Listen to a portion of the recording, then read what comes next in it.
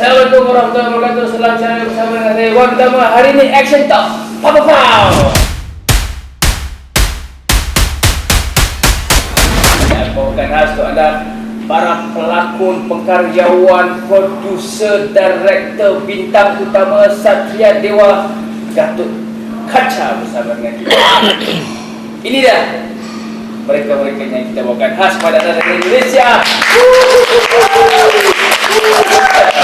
Hari ini kita ada bersama dengan kita pertamanya the director of the Satria Dewa Gatot Kaca, Mas Hanung. Khabar Mas, sihat? Sehat, alhamdulillah. Macam mana perjalanan daripada Indonesia ke sini? Perjalanan lancar. Enggak tahu ya, saya tidur jadi ya. Sama. Ada juga bersama dengan kita hari ini Bu Celerina, the producer. Thank you very much. Jarang-jarang ada produser yang sanggup turun untuk mempromosikan filem, tapi untuk sesi action talk hari ini Bu bersama dengan kita sanggup. Terima kasih banyak-banyak Bu bersama-sama dengan kita. Okey, kita ada juga hari ini para pelakon bintang-bintang utama Satria Dewa Gatot Kaca. Kita bermula dari hujung sana, Mas Fedi. Halo. Apa Mas? Mas, dalam filem Gatot Kaca watak yang dibawa, karakter, what is the character in the film? Nama karakternya Aswatama. Aswatama. Ya, dia ini Antagonis, protagonis di tengah-tengah. Lihat aja dulu. Tunggu aja. Nak tahu pergi tengok. Okey. Kemudian di sebelahnya, ini kita boleh dikatakan bintang utamanya Rizky. Rizky sebagai S Yuda nama karakternya di sini. Yuda. Yuda. Yuda, ya Yuda. Yuda itu nama karakternya Yuda. Okey. Nak tahu macam mana Yuda punya karakter dan sebagainya? Turun nanti. Dan di sebelah saya ni, nampak tak? Tak perlu dikenalkan lagi. Kang Yayan. Kang Yayan sebagai BC. Mungkin nama-nama karakter ni apa nama ni? Kita kurang familiar, kita kurang dengar. Biasalah, bukan daripada filem Malaysia, tapi filem Indonesia. Saya ada baca-baca juga pasal filem Satria Dewa Gatot Kaca ni. Ada prepare lah juga nak interview kan. So dikabarkan Satria Dewa Gatot Kaca have its own universe. Ya. Universe, dan berasal daripada apa nama ni? Apa dipanggil? Kisah sejarah-sejarahnya tersendiri. Ya. Mungkin Mas Hanung boleh story sikit pada kita punya viewer di Malaysia, apa sebenarnya asal usul cerita dan sebagainya, please. Ya. Jadi Gatot Kaca itu tidak berasal dari komik, ya, tidak berasal dari apa namanya cerita-cerita yang dibuat oleh oleh Bukan manusia fiction. Indonesia, bukan fiction, tapi ini adalah dari semacam kitab, ya. Jadi kitab namanya kitab Mahabharata. Okey. Kitab Mahabharata itu basicnya itu Hindu sebetulnya. Okey.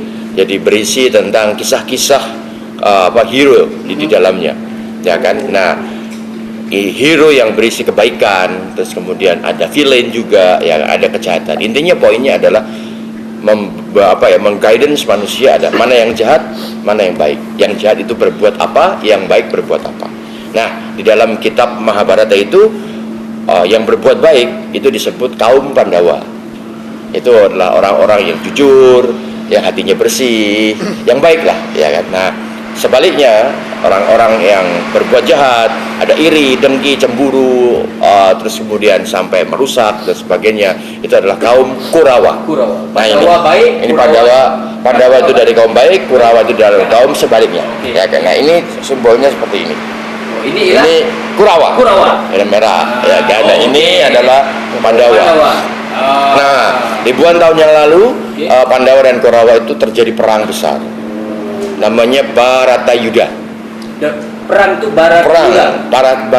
itu Bharatayuddha namanya. Okey. Ya kan. Nah, itu perang besar itu seperti World War lah. Ya, itu ribuan tahun yang lalu antara kaum Pandawa, keluarga, dan kaum Kurawa. Jadi Pandawa itu adalah keluarga yang melahirkan A, B, C, anak ini apa segala macam. Kurawa juga seperti itu, ya kan. Nah, Kurawa dan Pandawa ini rebutan sebuah land, tanah, namanya Astinapura.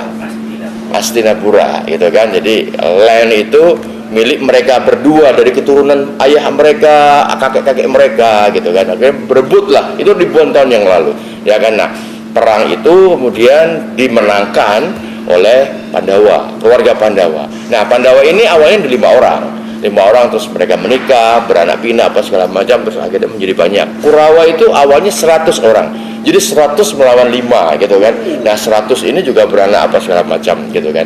Dan memang sudah tidak berimbang memang gitu kan. Tetapi oleh para dewa gitu kan, itu memang sudah ditakdirkan perang itu dimenangkan oleh yang baik, yaitu adalah Pandawa.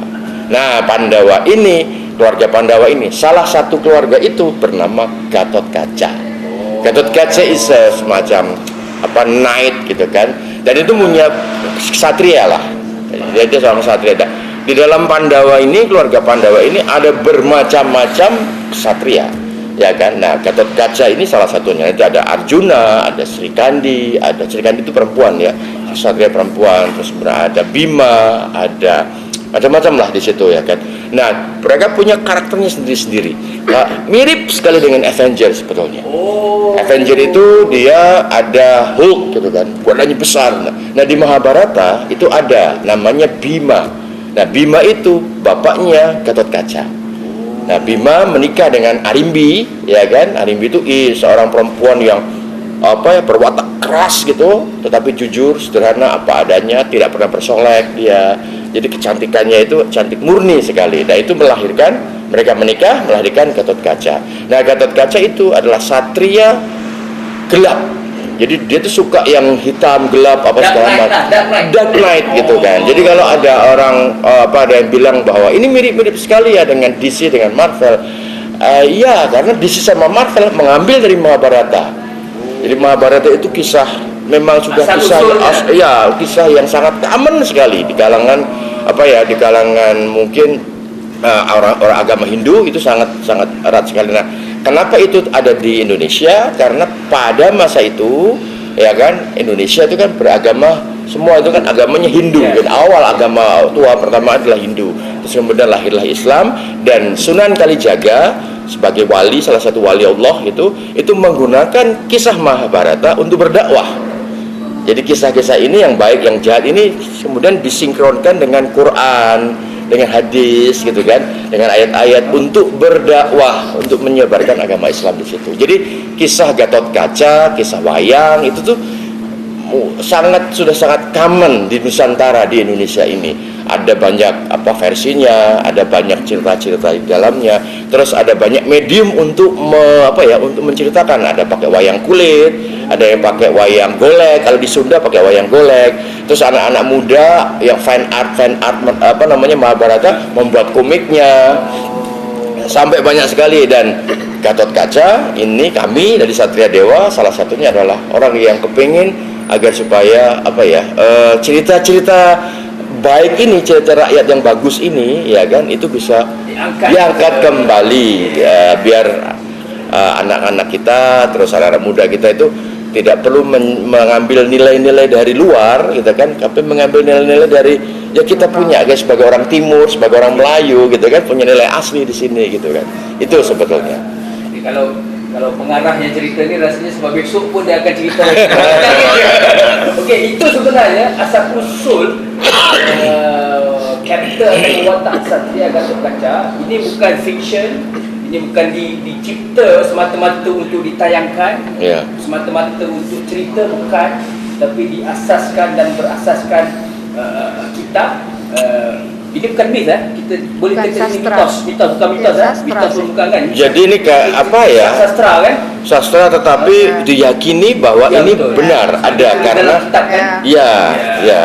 Jadi ini ialah asas ceritanya. Kalau macam Marvel, DC dan sebagainya, fiction, tapi ini berdasarkan watak-watak yang ada dalam legenda, kitab dan sebagainya. Mesti menarik. Kalau nak tahu dengan lebih lanjut, jangan lupa tonton Satria Dewa Gatotkaca di panggung-panggung di seluruh Malaysia pada 18 Ogos. Tak lama lagi. Okey, baik. kita ke Fedi lah. Fedi. Fedi. Oke. Apa yang Fedi mungkin ramai penonton-penonton ataupun penggemar filem di Malaysia mengenali Fedi sebagai seorang yang selalu berlakon filem romcom, romantik, apa nama ni, bersifat-sifat keagamaan dan sebagainya. Ya. Tapi kali ini cerita fantasi, cerita action. Why? Why? Oke, pertama saya juga salah satu penggemar kisah Mahabharata. Gitu, dan karakter saya Aswatama. Tadi Mas Hanung cerita kan ada Pandawa, ada Kurawa. Nah, Aswatama ini punya seorang bapak, namanya Resi Durna, dan Resi Durna ini adalah gurunya Kurawa. Gitu. Nah, Kurawa dan Pandawa ada dua. Oh, iya, Kurawa dan Ya, Pandawa. Durna itu guru dua-duanya. anak-anak itu, anak-anak Pandawa dan Kurawa itu. Ya. Gitu. Lalu saat terjadi perang saudara antara Pandawa dan Kurawa, Aswatama lebih bersekutu ke Kurawa. Lebih membela Kurawa. Ya. Dan menurut Aswatama, kenapa dimenangkan Pandawa itu tidak adil, dewa campur tangan. Sampai akhirnya dia it's not a fair fight. Dia mengambil keputusan sendiri untuk bisa mengalahkan Pandawa, sampai akhirnya dia pun dijatuhi hukuman sama dewa dan dia dikurung. Nah, di penjara, on jail. di jail. Ya. Di ceritanya di dimensi lain, Ya. dengan rantai segala macam. Karena bahaya sekali orang ini. Bahaya. Berbahaya. Dia punya senjata nuklir. Ibaratnya begitu. Ibarat senjata nuklir makanya. Nah, buat saya itu challenge karena sebelumnya belum pernah memerankan yang seperti itu, begitu kan. Tapi saya punya kesamaan pemikiran seperti dia. Kalau memang sudah terjadi perang, ya fair lah. Jadi jangan ada yang ikut campur lagi segala macam. Biarkan itu terjadi, yang kuat menang gitu. Karena memang saat perang kan baik dan jahat itu abu-abu, gitu. Relatif, subjektif. Gitu. Siapa yang jahat, siapa yang benar? Nah, masing-masing mau benar. masing-masing mau bilang. Jadi kalau yang dalam perang Bharata Yuda itu, ya kan, itu memang menurut orang kacamata banyak orang pada saat itu memang tanah ini seharusnya haknya Kurawa, karena Kurawa adalah kakak. Dia lahir pertama kali, habis itu lahirlah Pandawa. Nah, secara logika kerajaan, ya kan, Kurawa lah yang berhak. Siapa yang lahir dulu Dia kan royal prince kan, ya kan. Cuma para dewa tidak menghendaki kalau Kurawa yang yang menguasai Astina. Dia mau adik lah yang itu legasinya jatuh kepada adik. Nah, enggak, Kurawa tidak mau. Saya orang tua. Ya, gitu. Maksudnya tidak adil. Itu kalau di terminologi Islam, terminologi Islam, kenapa saya harus sujud kepada manusia? Manusia kan adik saya kan diciptakan duluan, saya dari api, ya itu. So untuk Fedi tadi, this is new challenge. This is challenge. Ya. So how, macam mana rasa pernah bekerja sama dengan Mas Hanung sebelum ini. So how dia punya cara untuk membawa you sebelum ini dan sekarang pula action berbeza? Ada tak? Masih sama ataupun kali ini dia lebih, he ask you for more? Yes. Ya, saya sebagai pemain benar-benar Mas, you have to guide me because this is challenging. Tapi Mas Hanung juga, saya masih butuh kamu sedikit di karakter ini. Jadi jangan berubah total. Saya tetap butuh muka kamu yang katanya bikin orang percaya. Tapi ada sesuatu di balik itu gitu. Jadi jangan jahat sekali, tapi manipulatif tapi masuk akal juga. Jadi saya tidak membenarkan perbuatanmu, tapi saya mengerti kenapa kamu melakukan itu. Ya.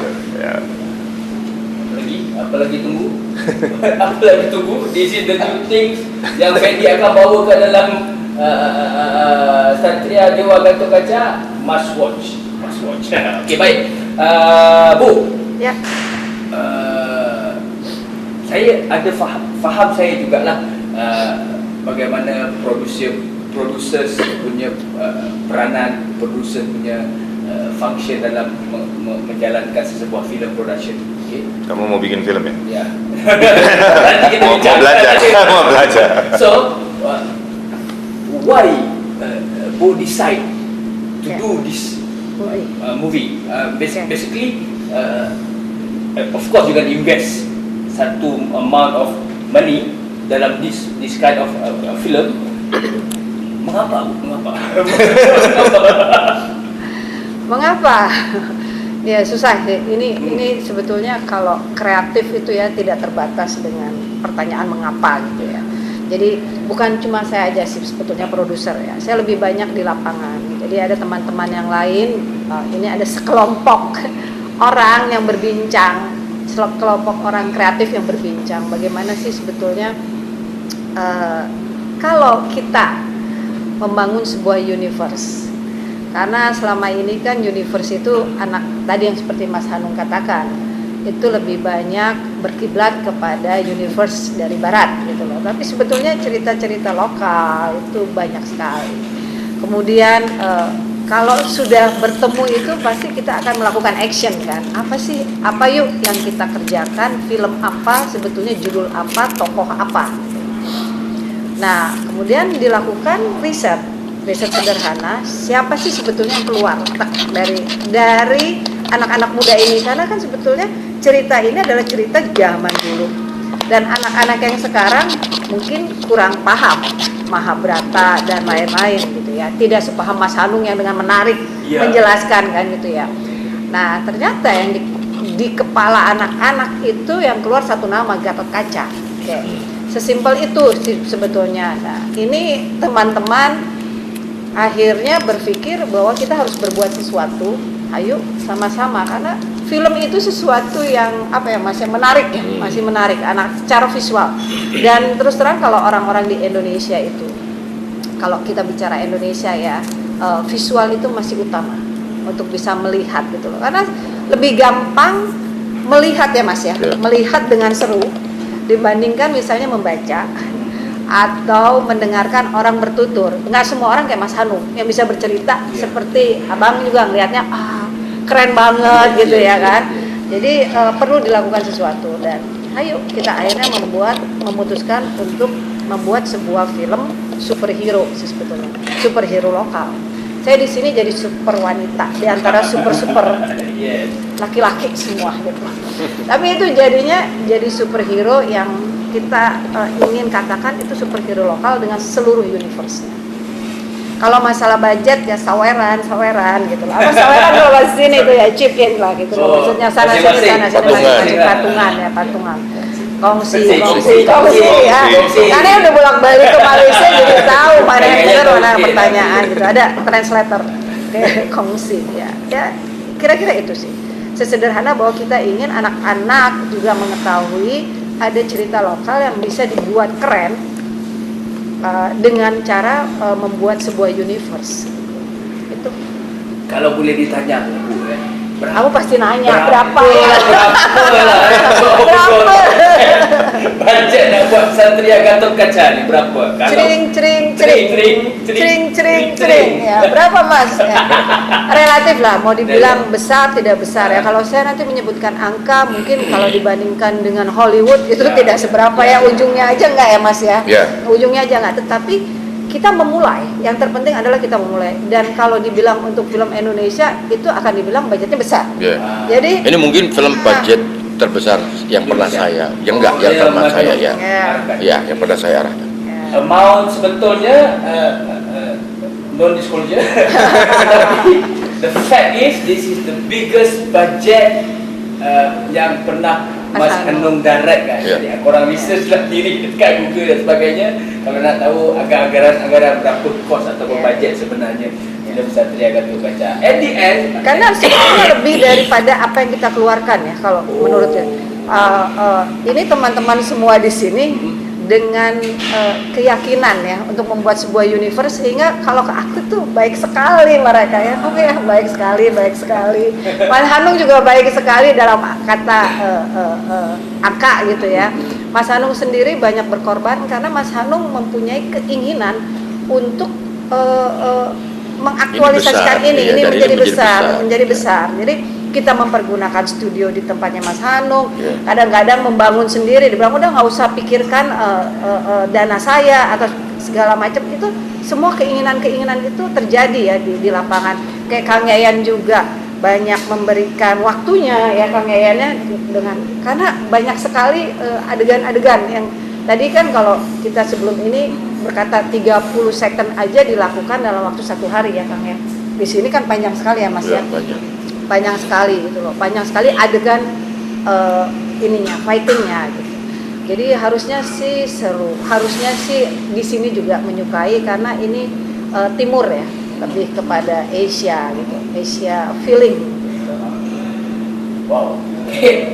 Terus Rizky, what is the special? Apa specialnya cerita ni? Berbanding dengan kita tak nak lah cakap you punya filem sebelum ini tidak special, bukan?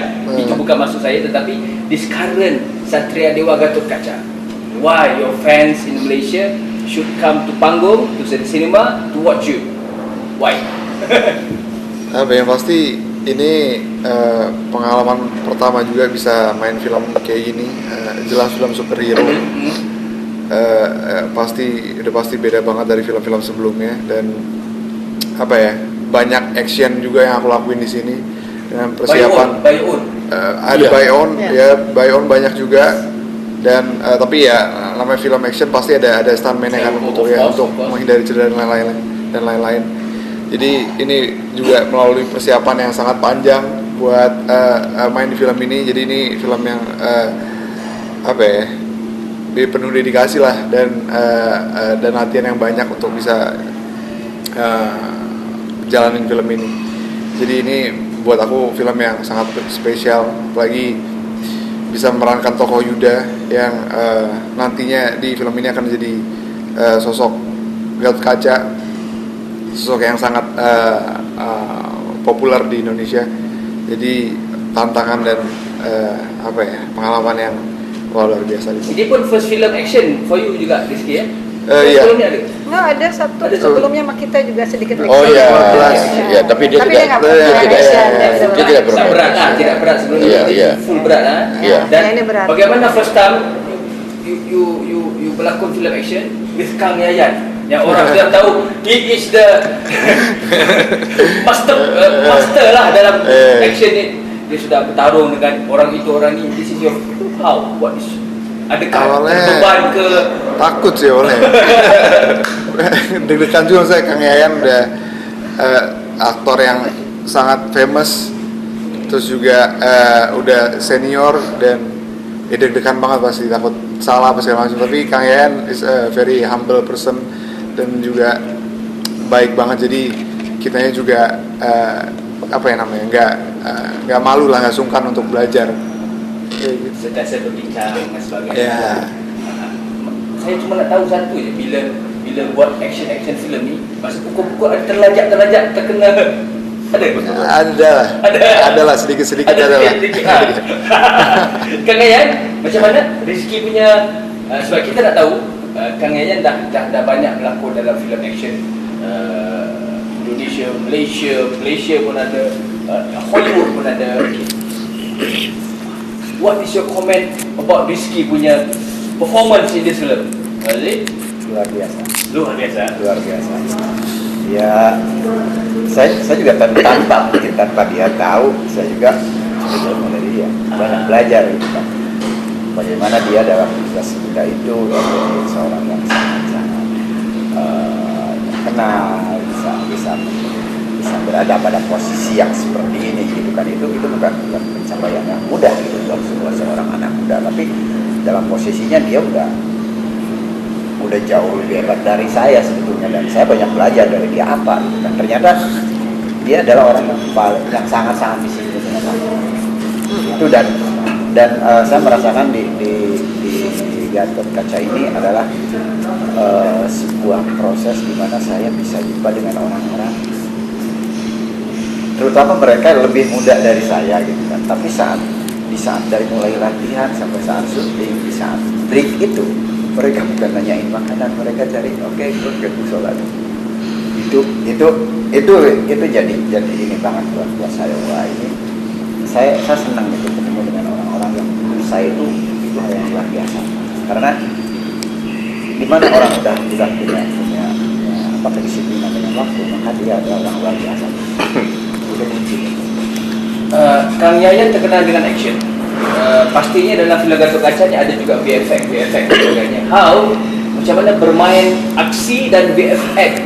Adakah lebih okey ataupun lebih mudah kerja? Macam mana? Sama aja sih buat saya sih fighting dengan siapapun, karena ini kan bukan berantem gitu. Karena apapun yang akan kita lakukan itu selama kita bisa bekerja sama itu pasti bisa kita lakukan. Yang susah itu sebenarnya kalau kita tidak bisa bekerja sama, kita merasa paling hebat, kita merasa menganggap orang nggak bisa. Justru kita harus bagaimana kita bisa bersama dengan dia, karena yang bagus di sini itu bukan karena si A, si B, si C, tapi karena kita bisa bekerja sama. Film adalah sebuah kerjasama, sebuah teamwork dari mulai director, produser, bahkan sampai ke kru-nya itu. Kalau kita tidak bisa menyatu, jadi film tidak akan jadi. Jadi bukan karena wah ini pemainnya bagus-bagus, enggak. Kalau kita ambil contoh yang simpel, kita bisa contoh dari sebuah tim sepak bola. Banyak yang jadi juara itu bukan yang bertaburan bintang. Justru tidak sedikit kalau dalam sebuah kejuaraan sepak bola yang bertaburan bintang udah tumbang duluan. Karena apa? Dan ternyata sesuatu yang hebat itu bukan dibangun oleh orang-orang hebat, tapi sesuatu yang hebat itu kalau bisa dibangun oleh sebuah kerjasama yang hebat, dan disitulah mereka akan menjadi hebat sehingga akan muncul dan jadilah sebuah karya yang hebat. Gitu lah. Apa yang penting kerja sama. Okay, guys, bila bercakap pasal superhero, action, VFX dan sebagainya, pastinya kita akan membandingkan dengan Marvel, dengan DCAU pastinya. Tak takut ke Mas Anu? Pada mulanya saya memang tidak confidence ya dengan VFX gitu kan, karena saya sering membuat film dengan VFX gitu kan. Bahkan film saya Habibie Ainun pun ada VFX gitu kan. Cuma resultnya dari VFX itu saya merasa kurang puas. So pada saat saya membuat ini saya reduce itu VFX itu. Kalau bisa ini tidak perlu ada VFX. Wah, kita full pada action gitu kan. Karena ada Kang Yayan, ada Kang Cecep gitu kan, dan ada tim yang dulu pernah terlibat dalam film-film action sebelumnya yang box office juga di Indonesia gitu kan, macam The Raid ya kan. Terus nah itu saya merasa bahwa wah, silat itu penting gitu kan. Jadi real action itu saya mau unggulkan begitu. Oke, akhirnya terus kemudian banyak di skenario kita melakukan perubahan gitu kan. Ditambah lagi juga dengan situasi COVID kan yang sangat ketika syuting COVID. Ketika syuting awal COVID. Awal COVID gitu kan, awal COVID. Jadi masih rapid bukan antigen, tapi masih disuntik gitu kan ya. Kayak gitu. Jadi mestinya kalau dengan situasi seperti itu sangat memungkinkan kita menggunakan VFX gitu kan, membangun kota dengan VFX gitu kan. Cuma saya tidak confident, takutnya nanti filmnya jadi kalau VFX-nya tidak bagus kan itu jadi jadi membunuh kita sendiri, jadi backfire buat film ini ya kan. Nah itu sangat sulit. Nah ketika kita sudah editing ya kan, mau tidak mau yang namanya Gatot Kaca, nah ini yang namanya Gatot Kaca itu salah satu satria yang bisa terbang. Jadi dari sejarahnya, dari kitabnya, Gatot Kaca memang bisa terbang gitu loh. Jadi kalau kita membuat film Gatot Kaca tapi tidak ada terbang, itu penonton masih akan apa ini bukan Gatot Kaca gitu loh. Nah itu ya. Cuma masalahnya saya tidak percaya, tidak confident dengan VFX Indonesia gitu kan. Jadi udahlah, akhirnya saya kurangin untuk VFX-nya hanya di akhir saja. Ya kalau udah final battle kan kita tidak bisa lepas dari itu semuanya. Final battle is final battle. Dan kalau saja bisa ditawar final battle-nya tanpa terbang, saya lebih memilih tidak usah terbang gitu kan. Ya kan, nah oke, setelah kita edit apa segala macam, terus kemudian kita serahkan kepada VFX yang dikerjakan sama Lumini Studio, ya kan? Lokal ya. Itu dari Indonesia, kita melihat, kita present, ternyata bagus sekali. Ya, bagus. Ternyata bagus, ternyata wah, very convincing gitu kan. Wah, tahu begitu kan semuanya VFX aja. Tapi Ya. salah nyawanya kelihatan kok. Apa? Iya. Action itu sebenarnya tuh kelihatan masalah. Maksudnya benarnya mana? Yang sekarang perpaduannya oke lah. Oh, Kalau iya. nanti terlalu banyak VFX juga. Mungkin dirancang dalam Enggak, maksudnya dari awal pengennya udah langsung terbang gitu loh. Pengennya kan begitu. Memang perencanaannya kita di awal itu kalau bisa di opening itu ketika itu sudah keluar terbang gitu kan. Oh my god, gimana kalau di opening, kalau VFX-nya bagus sih oke gitu kan, tapi kan kita waktu itu tidak yakin gitu kan. Akhirnya kita taruh di belakang lah gitu. Dan ternyata bagus. Dan buat kita ya, oh wow. Ya kita sendiri bilang wow. Iya, kaget kita. Selalu Ya, ada kan? yang pertama sih sebetulnya Iya, proses gitu, yang gitu. pertama dan kita bilang wow.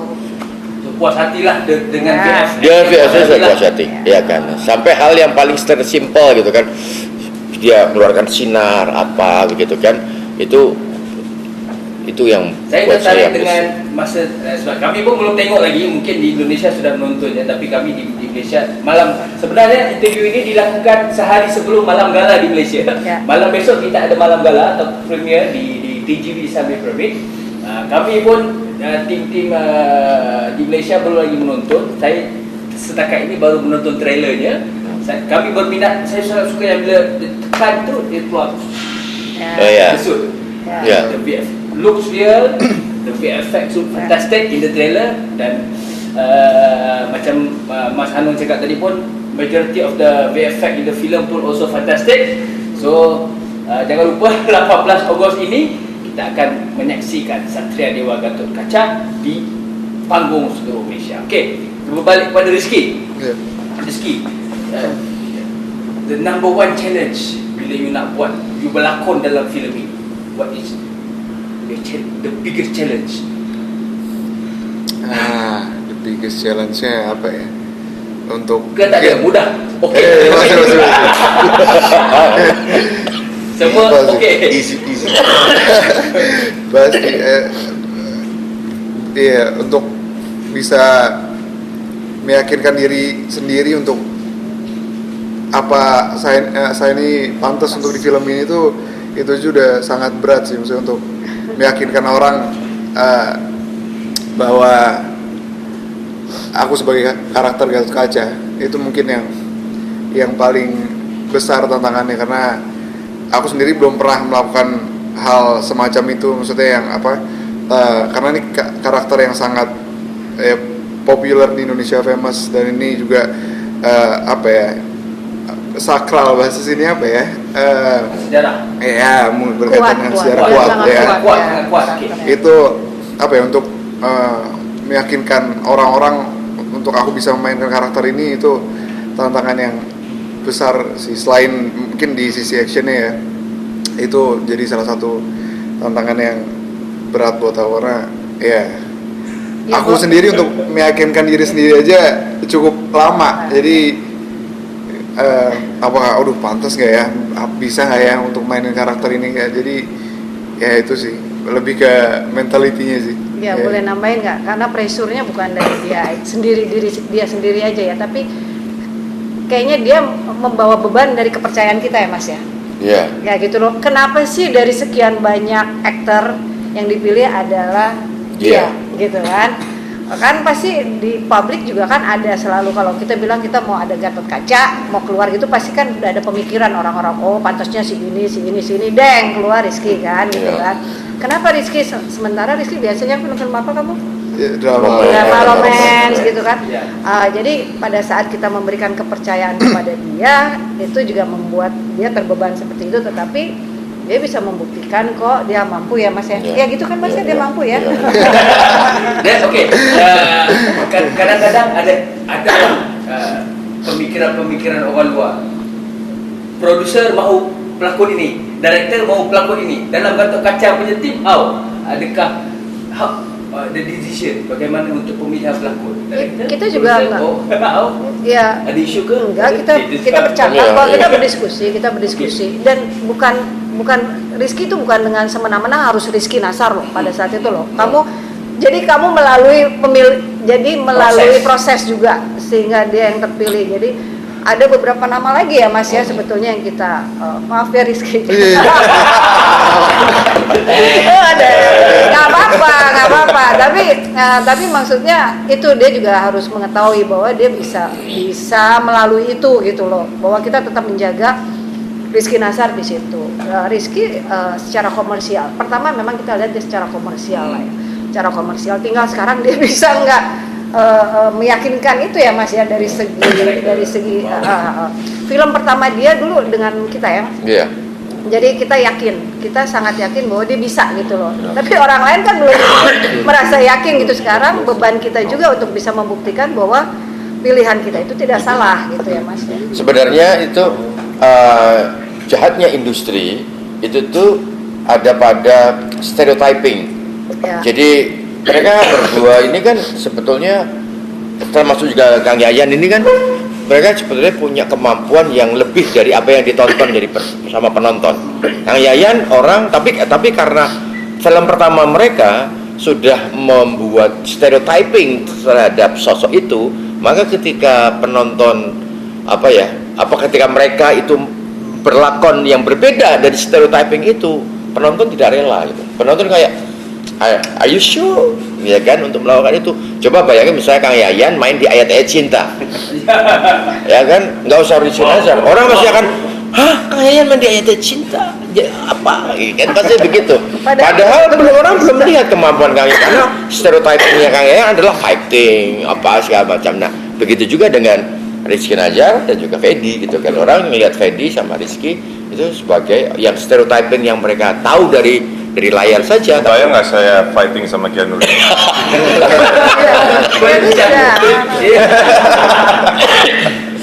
Begitu. Jadi susahnya industri itu adalah stereotyping. Kayak saya terbiasa dikenal sebagai pembuat film drama. Terus saya kemudian membuat film action gitu kan. Terus penonton selalu bertanya, "Why? Apakah bisa? Apakah ini?" Ya, kenapa Hanung gitu kan? Pertanyaan yang sama, bukan cuma Rizky aja. Kenapa Hanung gitu kan? Ya, gitu. Jadi semua kita di sini sebetulnya fight melawan stereotyping yang ada di dalam diri kita masing-masing gitu kan. Itu sih challenge kita itu pengen membuktikan itu semuanya gitu loh. Karena itu makanya no wonder kita semua di sini all out sampai kita tidak berhitung soal budget lagi gitu kan. Kan biasanya kan profesionalisme adalah ya you pay me seperti apa ya saya bekerja berdasarkan budget ini kan gitu. Tapi kita enggak, kita harus berusaha untuk beyond budget yang kita terima gitu kan. Yang penting adalah ini saya seperti membuat film pertama saya di sini. Ya rasanya itu seperti itu. Saya pengen ada yang saya tunjukkan di depan semua orang. Jadi line up-nya keren banget. Film ini line up artisnya, cast-nya tuh keren. Karena semua punya semangat yang sama yang seperti Mas Hanung bilang, "Hayu kita tunjukin bahwa ini kita mampu." Gitu. Kita beda gitu. Ya, energi. Ya, Jadi artis, different. aktor sama aktrisnya tuh bagus-bagus ya. Konsep warna juga Mas. Ya. Konsep warna. Maksudnya kalau evil tidak selalu black, Ya, and yang hero tidak selalu putih. kita selalu white. Makanya kita balik. Dibalik. Yang Kurawa itu putih. Ya, kemudian yang Pandawa Light itu colors. Ya, Pandawa dark colors. konsepnya itu. Jadi stereotyping pun dalam warna pun kita ubah. Basically they have their own fights. Ya, betul. Melawan stereotype, melawan Industri. they have their own fight. Kayak tadi Mas Hanung dan Helen ada beritahu yang this is pertama kali untuk action dan sebagainya. Kang Yayan dah biasa. Enggak juga. Buat saya satu film yang baru, maka itu menjadi hal yang baru buat saya. Karena film baru, karakter baru, maka pasti ceritanya akan lain. Jadi saya nggak pernah, saya udah biasa enggak. Ini ada semuanya itu buat saya yang pertama. Dengan tanggung jawab, persiapan yang pastinya itu pertama juga. harus beda. Bahkan saya ingin selalu beda, ingin menjadi apa yang menjadi ekspektasi director. Karena kita juga akan bermain dengan siapa itu kita nggak tahu, dan kita hanya menjadi bagian dari cerita itu. Kita tidak menjadi diri kita.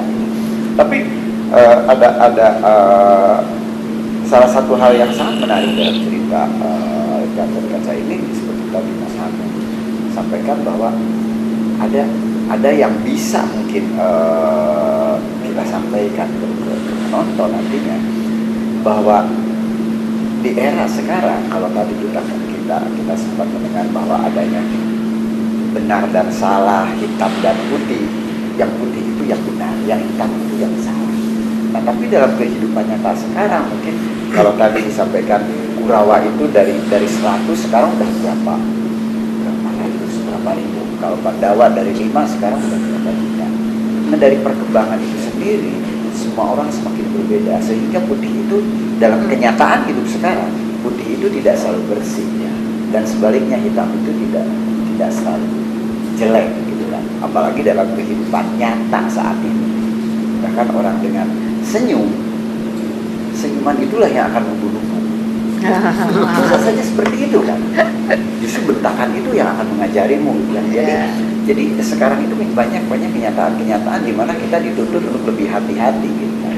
Bahwa tidak sedikit kepalsuan di antara dalam kehidupan gitu kan. Nah di sini gitu kan, di sini banyak hal yang ditarik dari cerita yang sudah berabad-abad lalu ke dalam dunia nyata sekarang, karena ini kan cerita yang diambil dari kisah nyata, dari sebuah pedoman kehidupan yang sampai dipakai oleh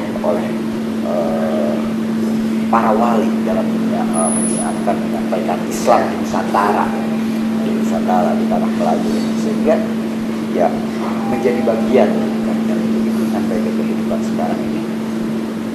Itu banyak juga orang yang menjadikan bahkan agama yang seharusnya jadi pedoman hidup, tidak sedikit orang menjadikan itu pedoman. Jadi menyambung dari sini itu sebetulnya sifatnya adalah gen, turunan ya. Ya. Nah, jadi nanti abang bisa jadi Pandawa atau Kurawa ya, keturunannya nggak tahu ya. Jadi semua yang ada di sini, kru-kru yang ada di sini juga mungkin masing-masing ada gennya Pandawa atau Kurawa gitu loh. Jadi tidak berdasarkan Bible semata ya. Karena nanti ibunya dia bisa Arindi misalnya, kemudian ayahnya bisa dari orang lain, tetapi dia membawa gen yang lain gitu loh. Jadi ini harus kita infokan gitu loh, supaya pada saat nanti masuk ke bioskop, oh ternyata ini film kekinian, walaupun diambil dari kisah yang dahulu, karena itu adalah turunan-turunannya. Jadi perang yang dulu menyebabkan ada turunan-turunannya tuh di bawah nih, apa ya namanya ya, gen ya mas ya, gen yang anak cucu. Nah sifat-sifatnya itu merefer kepada sana gitu. Makanya ada kaos biru, ada kaos merah. Alright. Kita masih lagi bersembah dalam Action Talk bersama dengan pengarah, produser dan juga para bintang Satria Dewa Gatot Kaca, filem yang akan ditayangkan di panggung-panggung di seluruh Malaysia pada 18 Ogos ini. Baik, saya nak round table. Saya akan memberi peluang kepada semua, bermula dengan Fethi, berkata kepada semua penonton-penonton di Malaysia mengapa mereka akan rugi kalau tak menonton Satria Dewa Gatot Kaca. Silakan Fethi. Oke, mengapa kalian akan rugi tidak menengok film Satria Dewa Gatot Kaca? Menurut saya, in Asian countries lah, kita punya cerita yang bagus, yang seru, nggak kalah dengan Hollywood atau Western countries. So it's very lost to miss it gitu ya. And it's entertaining, highly entertaining, and teknologi kita pun juga sudah semakin maju. So it's a very good movie to inspire and to entertain after a very long week. No. Okay, Mas Rizky. Ke situ ya? Apa ya? udah benar semua dibilang Bang Fedi tadi semuanya udah lengkap, jadi kalian kalau nggak nonton akan melewatkan pengalaman yang luar biasa. Jangan sampai lewat, don't miss it. Kang Yayan? Kalau kita nonton ini, kita akan bisa bertanya pada diri kita sendiri, apakah baju putih yang kita pakai ini bersih atau tidak? Walaupun tidak terlihat ada noda, tapi yakinkah bahwa putih itu bersih? Tonton Gatot Kaca. Jumpa kita di Pawagam. Asik. Oh, wow. Bu? Kalau saya tontonlah film ini sehingga merasakan sebuah kebanggaan. Jadi saya mengajak semua untuk merasa bangga bahwa film ini bukan cuma untuk orang Indonesia loh, tetapi dipersembahkan untuk seluruh orang Asia di sini ya. Asia, bahwa ini kebanggaan film dari Timur yang bisa kita memulai untuk menjadi sebuah superhero yang baik dan nantinya harus menjadi besar. Jadi harus bangga. Harus bangga, harus tuntun. Harus bangga. Harus bangga. Mas, halo? Apa ini terakhir ini paling susah. Begini sajalah. Kalau teman-teman semuanya menyaksikan Kang Yayan itu biasa bermain fighting di darat, sekarang ini Kang Yayan fighting di udara. Hanya di Gatot Kaca. Iya, betul. Oh, satu lagi fighting dengan Kang Cecep. Oh ya, Cuma ada Kang di sini, Cecep. ya, Kang Fighting Cecep. dengan Kang Cecep, berdua itu jagoan Hanya dari di sini. Melayu itu dari tanah kita ini. Kang Yayan dan Kang Cecep hanya ada di Gatot Kaca. Sip. Yes. Oke guys, sangat luar biasa saya rasa perbincangan kami tentang ini. Pengarah Satria Dewa Gatot Kaca Mas Hanung Bramantyo bersama juga Bu Salarina, produsernya, Siap. Mas Fedi, Mas Rizky, Kang Yayan bersama kita hari ini. Terima kasih kepada Kaya and Kaya Viral dan juga Kaya Viral Studios yang membawakan Action Talk Pow pada pagi ini. Terima kasih juga kepada Ibis KLCC Hotel yang menyediakan penginapan dan juga lokasi untuk kita berbincang pada petang ini. Terima kasih Ibis KLCC. Terima kasih juga kepada Satria Dewa Studio yang telah menghasilkan filem ini dan memberi ruang kepada penonton-penonton bukan sahaja di Indonesia. Kini giliran penonton-penonton di Malaysia pula untuk menontonnya. Selepas Malaysia ke mana pula? Oh, nanti ada ke Amerika. Ke Amerika. Amerika? Ya. Amerika. Okay. Terima kasih juga kepada Horizon Film, TGV Pictures dan Lomo Pictures kerana membawakan filem Satria Gatot Kaca ini ke Malaysia untuk kita tonton. Guys, macam biasa, seperti mana yang selalu saya katakan, filem ini adalah ibaratnya seperti masakan dan makanan. Selera orang berbeza-beza, ada yang suka, ada yang tak suka, tapi at the end kita meraihkan filem-filem yang dihasilkan, kita meraihkan karya-karya yang telah dihasilkan, kita meraihkan kerja keras para pekarya, para pemain untuk filem ini. InsyaAllah, jangan lupa tonton Satria Dewa Gatot Kaca. 18 Ogos di Pawagam seluruh Malaysia. Assalamualaikum. Bye-bye. Action Talk. Pow, pow, pow.